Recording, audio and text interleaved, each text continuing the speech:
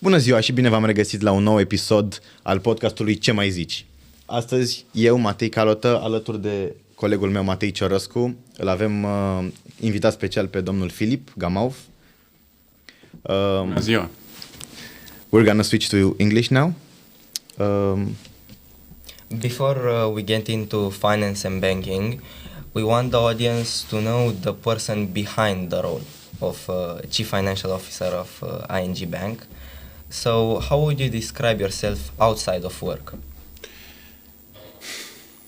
You know, usually when you ask people this question, they tell you how they want to be perceived as. So, I will be careful not to get into that trap.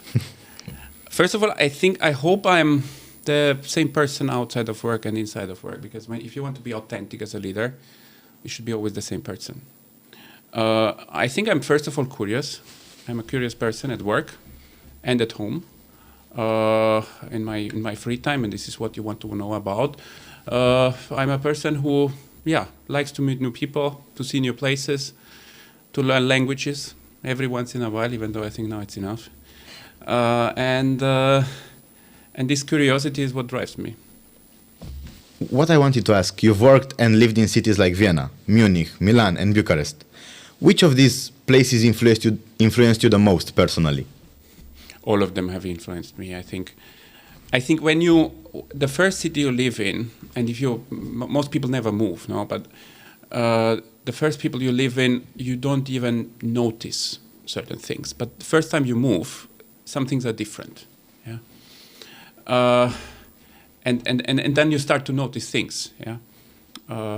I still have the habit of drinking espresso after 10 a.m., never cappuccino after 10 a.m., which I learned in Milan.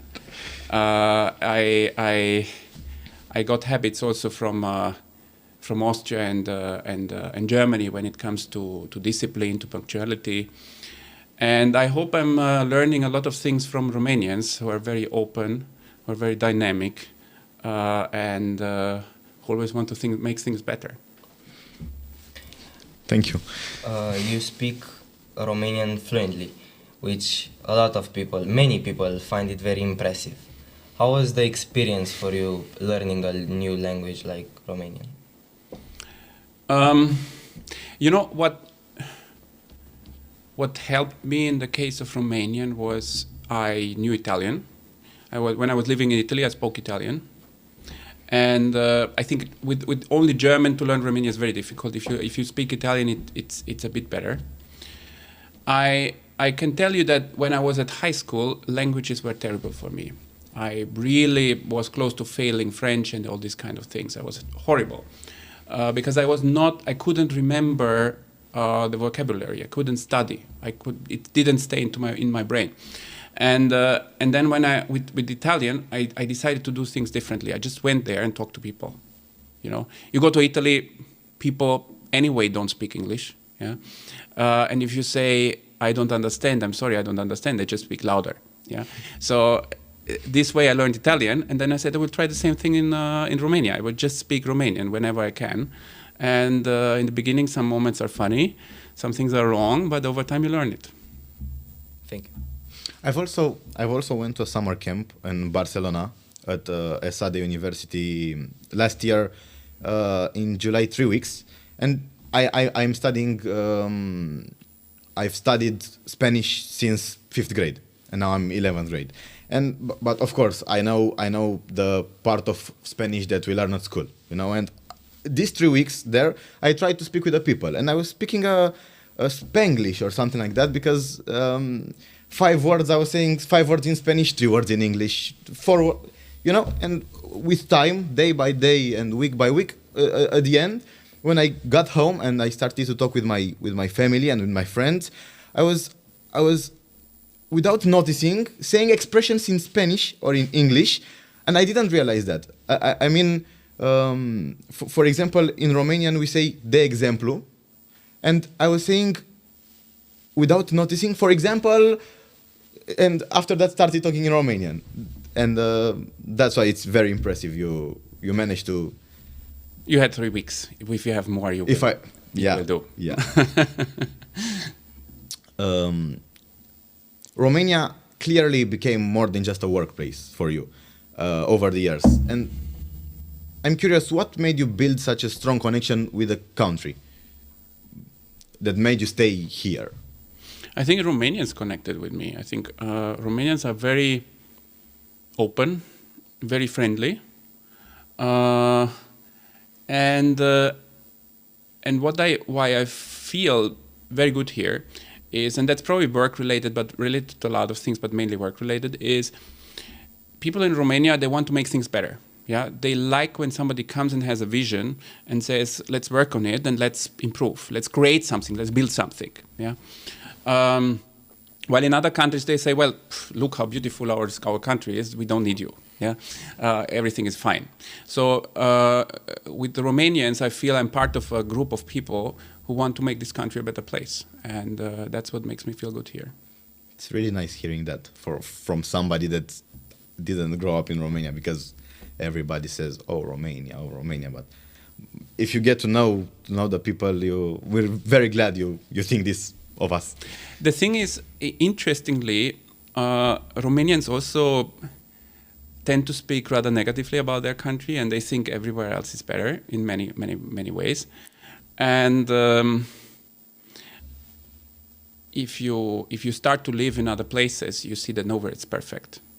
And those ideas that you have about other places, that there is no corruption and everything is functions smoothly and everybody has a good salary, is not true. Yeah, nowhere it's perfect. Yeah, but you realize that by living there. Yes, absolutely. Yeah. I'll switch up the conversation a bit. Originally, you started programming before fully transitioning into finance. How did that transit happen? I think everything was kind of had happened to a large extent by chance. I mean, also why did I even start programming is because, when I was a child, computers were not as easy to use as nowadays, and my computer had a virus at a certain point, and in order to get rid of that virus, it was not so easy. So I bought a book.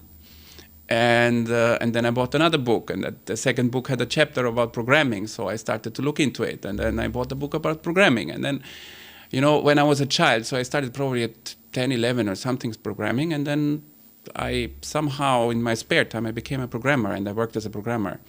I got the full job, actually, as a programmer, and however, what I noticed, now things might be different, and I might have also misunderstood the situation, but for me personally, I like to build things, and with programming you can build things, yeah. But I always felt alone, and I wanted to do something bigger together with more people, and I had this idea that if I study business, I will be an executive, and I have a team, and then we can do even more, yeah. And that's why I studied business, and I studied business with the aim of becoming an executive, but I didn't really know in which direction. And the only thing I knew, and this is actually also when I applied for jobs. Yeah, I applied for when I finished university. I didn't know what to do, and I sent my CVs in a lot of directions. And I thought, like, okay, I don't know what I want to do, but I know what I don't want to do. I don't want to work in a bank, and I don't want to work in financial planning, management, accounting. And then I had interviews, like 10 interviews or so, and they asked me, what do you want to do? And I said to them, look, I want to be a boss.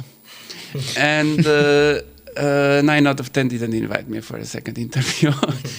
And the last one was actually, he liked it, and he gave me a job in a bank in financial planning. What you actually did. And that's how I ended up there, and I found out that it's totally different from what I expected, yeah. Do you think that confidence you had to say, like, I want to be boss, helped you a lot in your career? Yes, of course.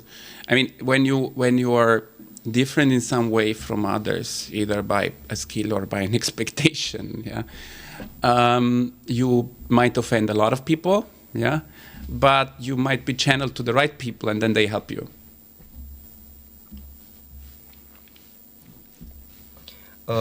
You've worked in several international environments and with a lot of high-level professionals. What is that one quality almost all successful people have in common? It's very difficult to answer that question because success is very difficult to define. Success depends. What is success for you? You want to be rich? Yeah. If you just want to be rich, well, there are certain industries I wouldn't go to where you make a lot of money, but you kind of get a very bad reputation. If you want to go up in the hierarchy, that's one thing. But maybe you want to have a combination of everything you have, and you want to have a happy life, and you want to have a family and kids, and that know you in real life and not just from a video call. Yeah. So what is success? I think we find different people in life that have different kinds of success. And I think at a certain point you make a decision what you want in life, and then you pursue it. Yeah. And if you pursue it seriously, it takes a lot to pursue it because it's hard. But at a certain point, you make the decision and you pursue it, and then you get there. What I have seen as a very important ingredient of success for me and for many other people is to be in very difficult situations every once in a while. It's those moments when you learn, when you're totally out of your comfort zone. Look, I think I learned a lot every time I moved to a new city. You have no friends. You have to start from scratch. You need to meet the people, maybe in the industry, and so on and so forth. Everything is different, yeah? You're constantly learning. While when you're in the same place, it's, you're at the end of the learning curve where it flattens, yeah? The same is about a new job. Yeah? When you notice your job has become easy, it's time to make a change. Either inside the job that you talk with your manager and say, look, can we make some changes here? I want to start a project I want to do because it's too easy. Yeah? Or to do something completely different. Yeah? Because then you will be, when you don't know how to deal with a situation, when you don't know how to deal with a job, you become creative. You need to find solution. You work incredibly hard. You're motivated. And that's when you learn. And you need to put yourself in such situations a lot of times, many more times than you think would be normal. Many people, I think it's a problem of maybe our generation or maybe every generation, people usually run from that. People usually run from being in difficult situations. They say, I'm not comfortable, I can't do that, but at the same time they want to be successful. You say that it's impossible. If you are just in your comfort zone, it's impossible to be successful, right? Or yes, I mean, you can always be lucky in some way, yeah, but of course. I think the main ingredient is to put yourself in those very difficult situations. Yeah, we agree. Can I ask something? Can you go a little bit back in the history and to ask you about your university years? What kind of student were you actually? Like very disciplined and organized, or more relaxed?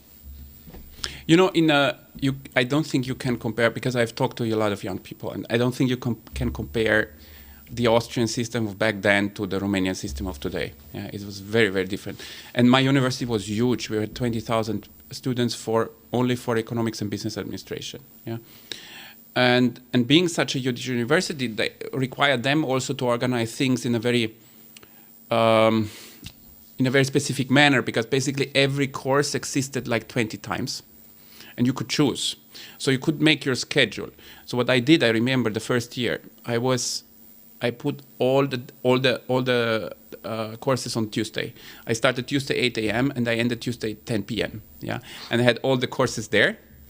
And then I Monday and Wednesday and Thursday I would probably go to work, and then I had a day to study and 2 days to recover from the nights. So so probably I think I was organized. Yeah. You made a balance. You managed to. Between work, so. I think so. For me, it was important to work because I had the job as a programmer, as we said before. Yeah. And that gave a lot of comfort, because back then Austrian culture was like, students are poor. Parents wouldn't give you a lot of money to have a luxurious lifestyle. Yeah? Yeah. So even going out was a big, going out for beers was like a big thing to do. Yeah. So having a job helped a lot. Yeah. A lot of people say you're the sum of the 4 or 5 people you surround you with them. What do you think about that? Do you think it's true or no? I think, let's say, it's probably the formula is a little bit more complex, but those 4 people are the main ingredient. Yeah. So you need to surround yourself with great people. Yeah. And I think your school is a great example. What I've seen before in the tour that you've gave me, I think you enhance each other, and that's what's very important. Okay. We try to do every day something. Something you said earlier about being in difficult situations. Actually, for personally, last year I had to organize an MUN. What I talked about, but I wasn't Secretary General, I was Deputy. And those 2 weeks, I thought things started changing. You know, what was actually planned was switched up, and I realized I have to do something. I have to organize things, and I don't have a way out. I just have to solve them. I don't know how. I don't know if I'm gonna sleep or if I'm not gonna sleep. But I have to solve them, and I think what you two are saying about a man, a person being the average of his first 4 or 5 people around them, it helped me very much, because if I had 5 people or 4 people around me that like drinking and smoking and doing nothing, I don't think I would have been the person I am today.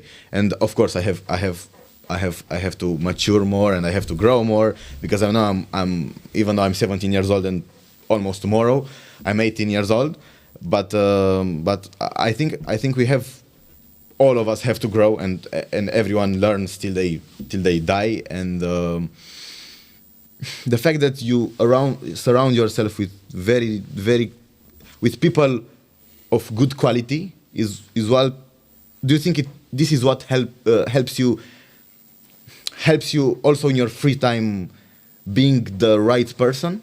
Like it matters a lot. Or surrounding yourself with the right people matters in everything. Yeah. Now for you at school, it's kind of you are in the right school. Now you're lucky for a couple of years. Yeah. But then when it finishes, it's on you. Yeah, and it's very difficult.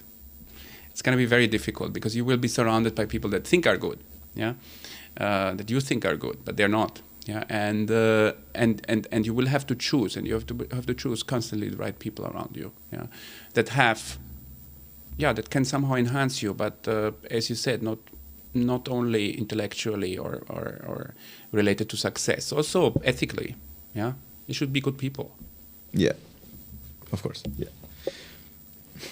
As my colleague previously said, the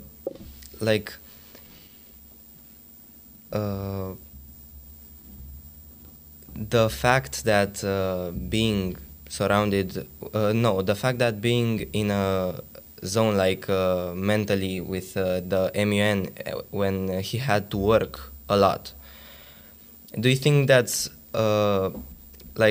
do you think that's a good feeling? Because I've organized a conference, a finance conference, and as my colleague said, that 2-3 weeks ahead of the conference were very hard. And do you think that moments make you grow as a person?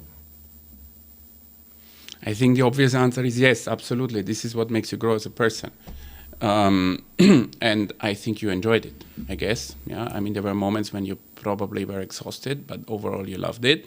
And afterwards you were very proud. And probably after it, you actually even missed it. Yeah. That's the saying, the journey or the destination, which which of them you liked it more? You need a destination, otherwise you can't do a journey. Yeah, but you need to love the journey. Switching it up to the bank industry, What surprised you the most when you entered the banking industry professionally? I thought it was incredibly boring before I entered. Yeah, I knew banking only from branches, which back then existed much more than now, and were the only way to interact with the bank, and were a place where banknotes were counted and forms were filled. Yeah, and that was a terrible place for me. And that's probably gave me the idea that I shouldn't work there. And when I came to the bank, and I was lucky because I was in the investment banking part of the bank, I saw incredibly smart people working on incredibly complex financial products and making money from them. And it seemed incredibly inspiring what they were doing. That was a huge surprise.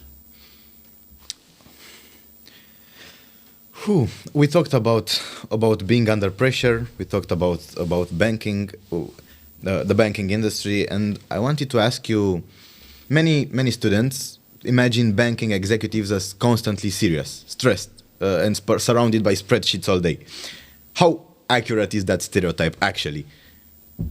I mean, I think if you don't like spreadsheets, if you don't like math, you shouldn't go to finance. Yeah, that's the first thing, because you cannot. I mean, it's very hard to find a job in finance where you don't have to do anything with spreadsheet, with numbers. Yeah, and even if you find one, you need to interact with those who do. So that's one thing. The other part, the stress and what did you say? Stressed and the CFOs being serious and stressed and serious. Stressed and serious. Yeah. I think stressed and serious is something that you can find in a bank. You can find you can find it in, I don't know, in another type of company. You can find on the other side, you can find people who have fun in a bank, and you can find also people who are less serious in a bank. Of course, to a certain extent, it's necessary to be serious because we take care of people's money, yeah, and people therefore they expect us to have a certain level of seriosity. But if you want to win in today's competitive landscape, if you want to beat the competition, yeah, and the competition is not only traditional banks. Look at Revolut. Yeah. You can't do it without creativity, and creativity always requires a dose of humor and not only being serious. Yeah. So I think if you enter a bank that is winning, you will find people who are not just serious. Balanced. Who are probably balanced, yeah. Yeah. And about stress, well, stress usually comes when you're losing. When you're winning, you don't feel it, yeah. When you're building something, when you're creating something, when you prepare a conference, yeah, might have a lot of work, but you're probably not stressed. I heard a quote the other days that said that winners lose more than losers do, because winners are always in difficult situations. How you said before, and you don't win every time. Sometimes you lose, but not trying, you don't know if you will win or if you will lose. So I heard the quote, and it didn't seem wrong, because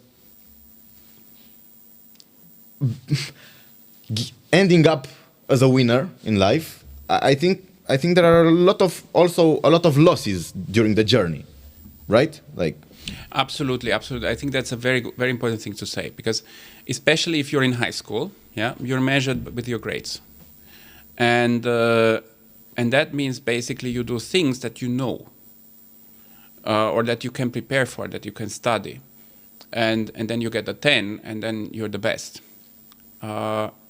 Business life is very different, very different. Nobody gives you grades, yeah. There is the competition. You don't know what they do, yeah. They maybe do something much better than you were prepared to. So you constantly need to try new things. You need to put yourself into new situations, and this comes with failures. You have a lot of failures, yeah. You will do a lot of things completely wrong, yeah. You will spend money in the wrong way, yeah. You will lose money, and that move from okay, as long as I'm perfect, everything is fine, and everybody says I'm great, to being perfect doesn't help you. Yeah, that's a very, very difficult transition. And you will have to lose every once in a while. And there will come a point where people will also look at listen to what you tell about your career, and if you never lost anything, they might not even fully trust you. Yeah, you have to lose in order to win, right? Yeah. Because from losses you learn. Yeah. Going back to the finance and banking, AI and technology are changing fast the world of finance. If you were to start university again today, how do you prepare for nowadays the job market? You know, every generation tries to tell the next generation how to prepare for the job market, and I think 1,000 years ago this was the right thing to do because there was no change. And then maybe with the Industrial Revolution, things started to change, and every generation saw a slightly different job market, and this accelerated, in the last century, and then it became a little weird when previous generations tell you how to prepare. I learned a lot from my father, and I also applied a lot later in life of what I learned from him, and it was very good. But for example, when he told me when I was your age, he said, you should really learn how to typewrite, because typewriting is needed in the age of computers. And I was like, I don't want to learn how to typewrite, it's so boring. And who typewrite? I mean, who does that today? Yeah, it's really an irrelevant skill. Yeah, but he thought, because in his how he was surrounded by, let's say, a little younger generation who knew it, and he thought like, okay, this is what you need these days. So I think how to deal with the age of AI, you know better than me, because you grew up with it. Yeah, you grew up. You had probably soon after you had the phone, AI came on it. Yeah. So you grew up with it. You know how to deal with it. You make it part of your life. You don't say, okay, this is AI, this is not AI. It's everywhere. It's embedded in everything. Yeah. And you will have to think, what are your specific skills which AI enhances and doesn't replace?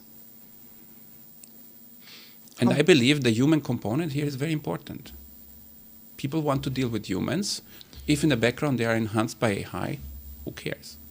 Yeah, you have an advantage knowing how to use it. How much do you use it? Like how efficient actually it is in your day-to-day life going to the office? I use AI a lot. Yeah, I use AI a lot, especially when in preparing communication. I mean, you cannot just take what it does, but you can, because then everybody nowadays can read what's done by AI, and it's not the message you want to pass. But somehow it inspires you. It gives you structure. Yeah, to give you structure to make presentations. AI is very good in making presentations. You probably know. Yeah, and making presentations is very, very, let's say, long and cumbersome task sometimes, and it gives you a starting point, and then you change a couple of things and make it more personal, and then it's yours. Yeah. Yeah. If the teachers are watching, we're not using AI for the presentation, not at all. No. You've spent more than 15 years, from what we know, in finance and banking. I have spent 20 years. 20 years. I think, not 2000. You knew my CV. Yeah, 2004. 2005. I started end of 2005, so it's already 20 years. Yeah. It's a long time. And what do you think still keeps the field interesting and exciting for you personally? And you know that flame, that spark keeping you up in the morning and saying, I have to do the right thing, I have to work, I have to in this industry? I think anyway, banking is better now than it was 10 years ago, because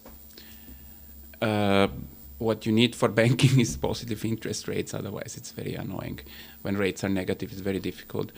And you don't remember that probably, but in the mid 2010s in Western Europe, rates were negative, even though we had learned at school that they cannot be negative, and that made it very, very difficult. But on the other side, it made banks forced banks to become leaner and to optimize processes, and then we were ready when rates increased.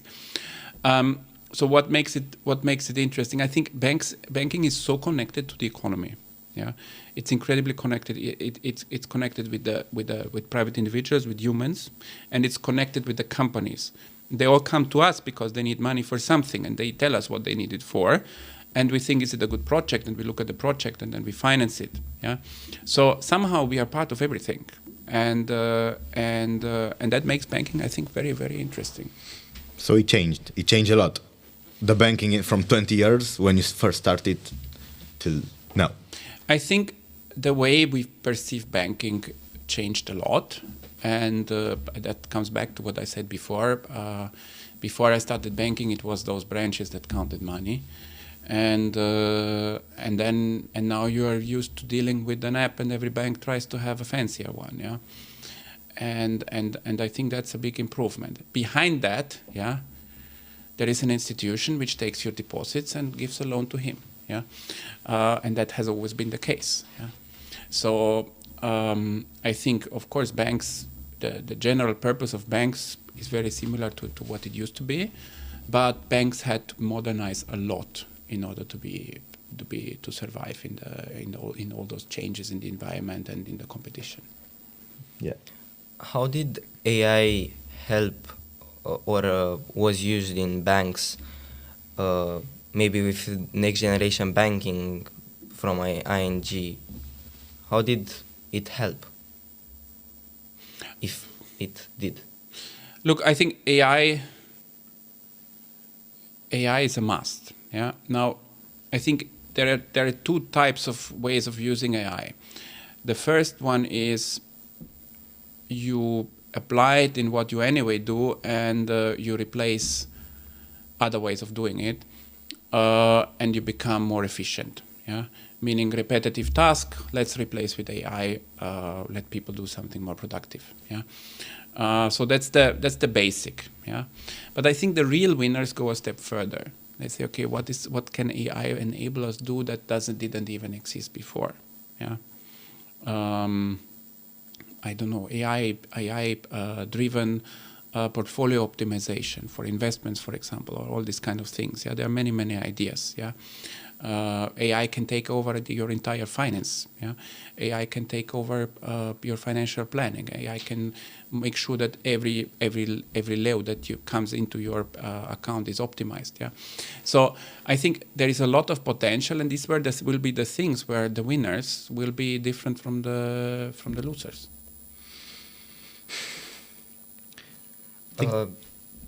Sorry for interrupting. Do you think today's generation approaches ambition and career building differently from yours? I guess so. I think every generation is different there, but within the generation also individuals are very different. Yeah. So I think I see a lot. I met you too, and also your colleagues before. I think we have a lot in common. Probably with other people less.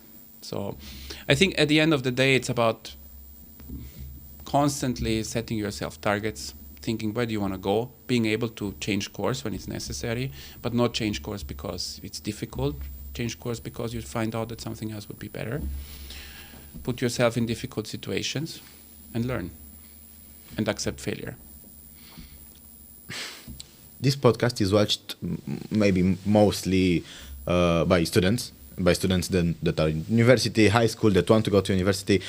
What do you think people should understand about this banking industry before entering it? Like something you have to understand this. If you're not able to do this, banking is like something people should really understand. I think you have to like math in some way. Yeah, that's the thing. Yeah. Apart from this, all industries, no matter where you go, you have to have some ambition, some targets, good ethics, and the willingness to make things better. Yeah.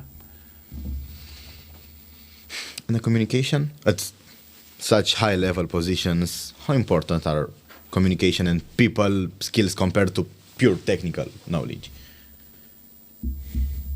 I think it's very important because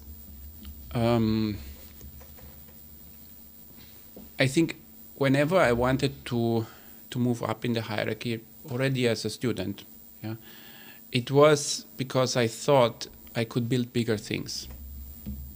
If I'm alone, I can build one program in C++, but if I'm in a group, we can build something big. And building something big requires leadership, and leadership means you need to inspire your people, but you also need to be able to listen to them to understand what kind of messages they pass you. You need to communicate also with the outside world. You need support. Yeah, nobody reaches ambitious goals without support from other people. And you need to communicate to them. You need to communicate your cause. You need to make sure they understand how they can help and why they should help. So at the end of the day, communication is incredibly important, even though without any technical skills, it becomes shallow. Of course. And this you want to avoid. Yeah. What do you think is one mistake you see ambitious young people make very often in their beginning of their careers? I think in the beginning, so people enter a career and everything is new and everything is difficult. Yeah. And they have to learn their task and understand what the manager wants. And then at some point they are okay with that. They are fine. They are able to do it. And then they forget that now it's time for the next step. You are in your comfort zone. You shouldn't be in your comfort zone in your early 20s.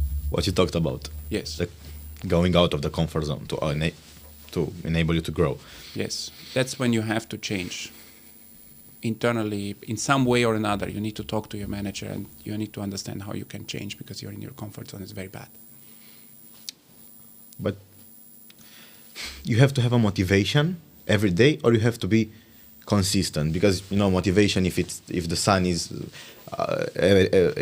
outside and it's spring and everything is green and it's 25 degrees Celsius, you're motivated. Let's do nice things. But if it's raining, if it's snow outside, if it's -5 degrees.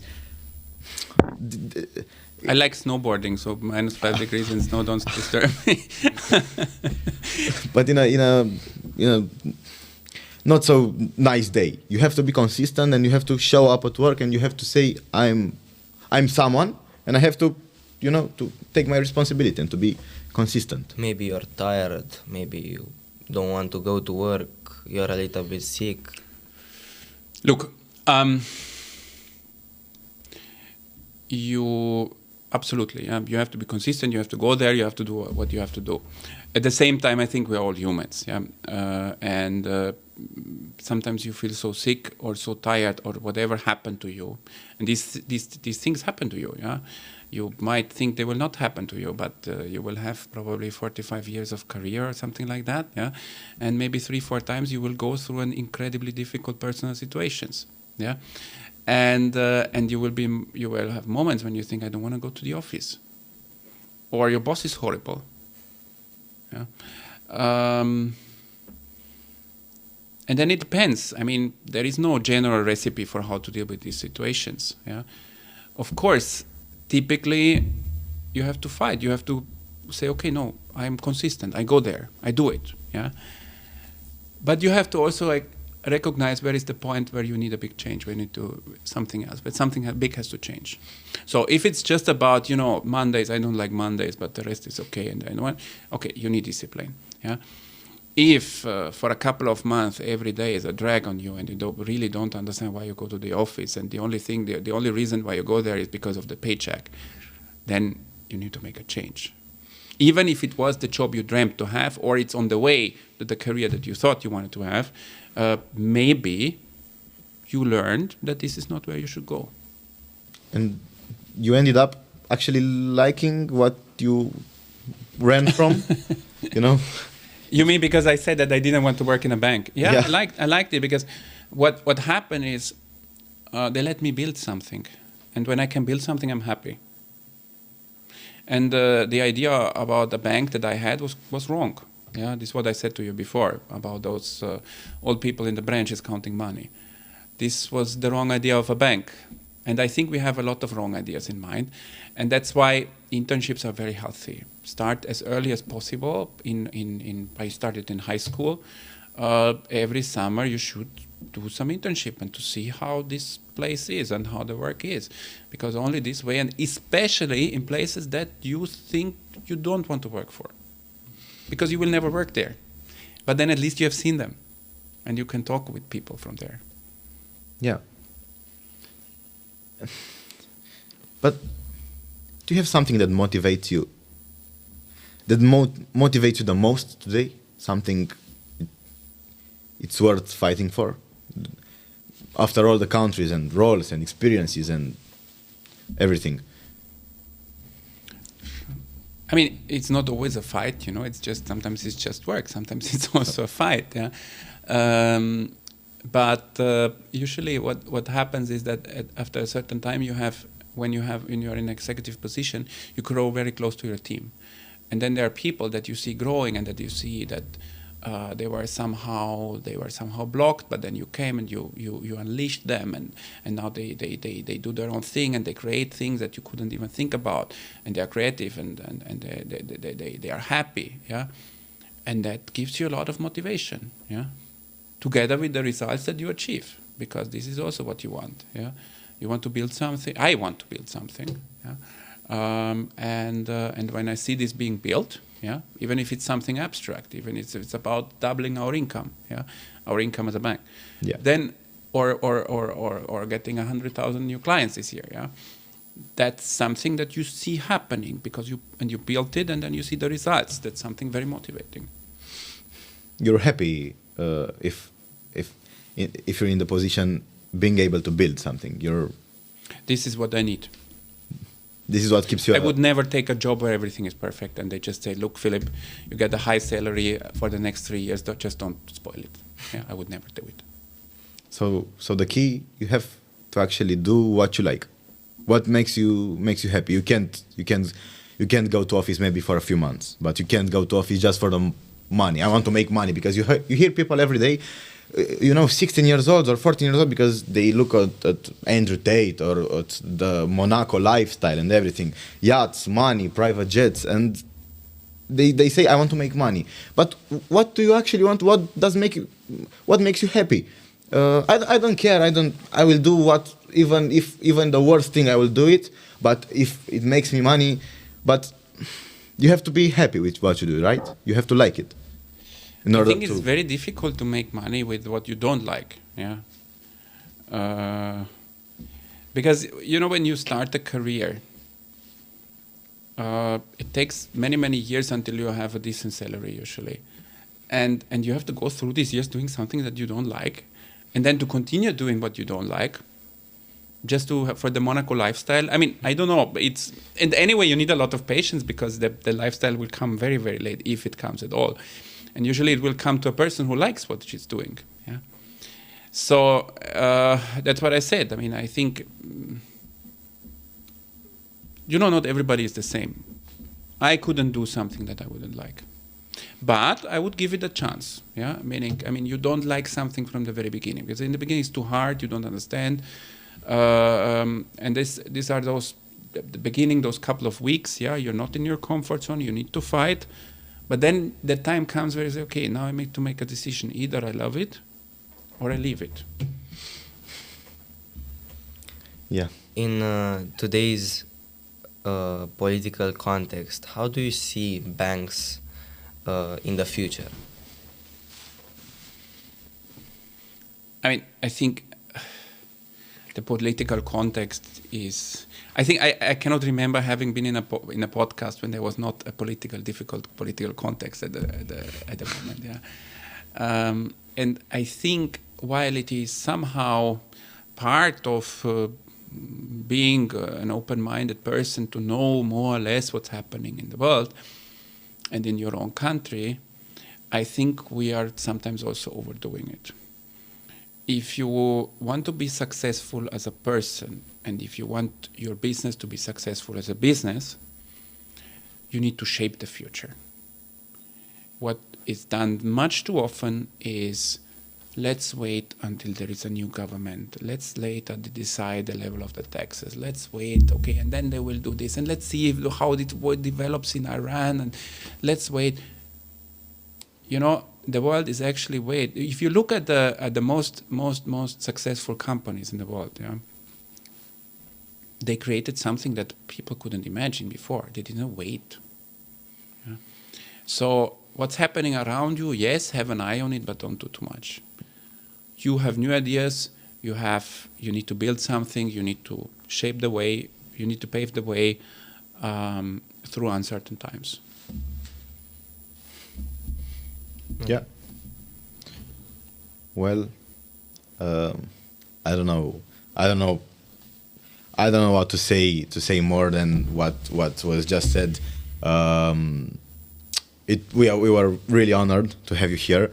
This was Philipp Gamauf, the Chief Financial Officer of the ING, Bank of Romania, and actually, I'm not saying this just because he's here or something. Actually, in my opinion, it was very interesting, and I think that people should learn something from what he said. Students or people having a career or everybody. Thank you very much. Thank you very much. It was a pleasure to be here. But now we will invite you to write a message in our... Of course, yeah. It's our tradition at this podcast to write a message in... If it's possible, something... because we talked about motivation, you know. Something. Yes. Yeah, and we'll put a photo. You can see the others also. We did so many. Oh, a lot. Yeah. Somebody didn't write a message here. Where do we start? Where's my where it's empty. Yeah, where it's there, empty. More pages.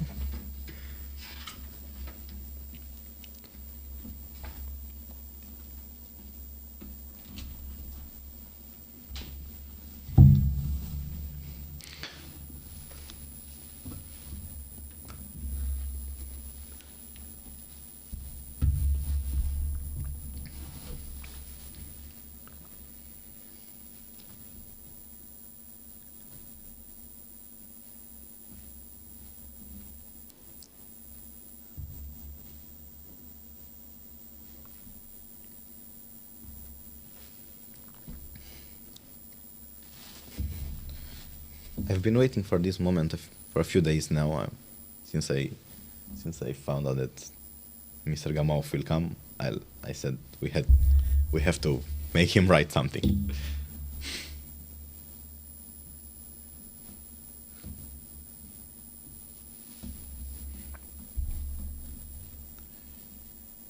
Yes, you can imagine what I write.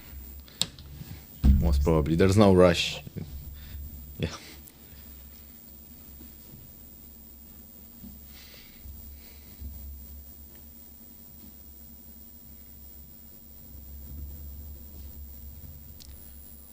We're also gonna show them to the people, maybe others get inspired too, not only just to us. We're generous people who want to share to the world.